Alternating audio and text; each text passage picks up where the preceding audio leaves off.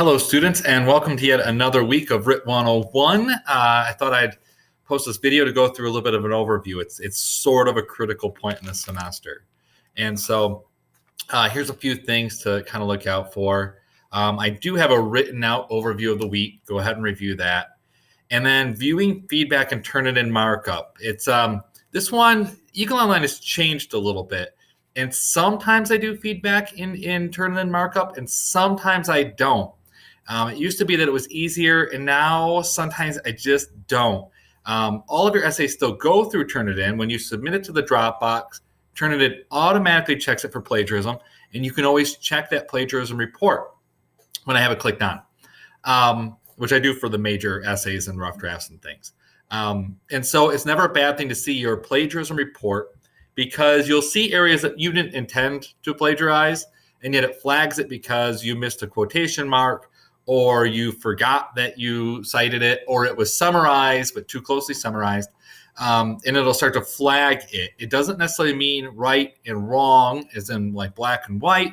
It's areas of gray, and so they use sort of green light, yellows, and reds to help you kind of see where you need to do some work. For the most part, this next essay is all about plagiarism, because your citations are going to need a ton of work, and we're just going to hit it hard. Having said that, there's a plagiarism video as to why it's important.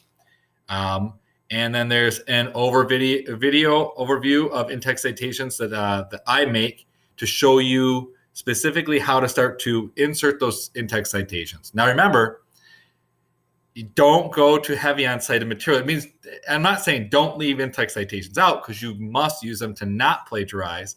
I'm saying try not to cite as much.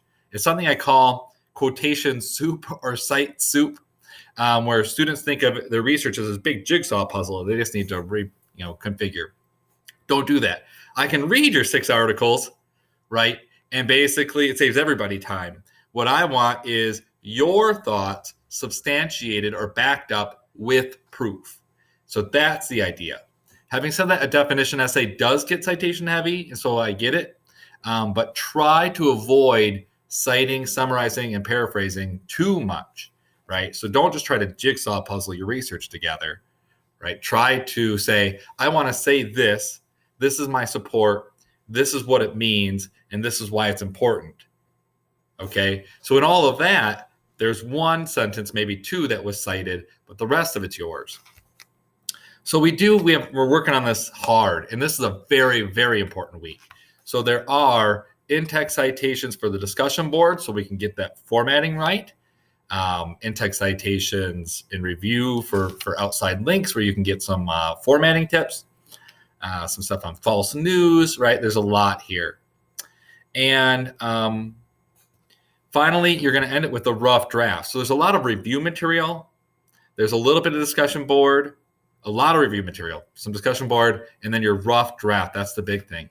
Students who get through this rough draft are highly likely to complete this course. Your chance of completing it successfully go from sort of in that mid-70s range into that 90s range if you get through this hump. So have fun this week. Take it very seriously. This is our biggest week. And make sure, right, that you eke out extra time and you carve out extra time early in the week to fully, completely get these steps done to what I'm expecting. So thank you, and I'll see you in the discussion boards.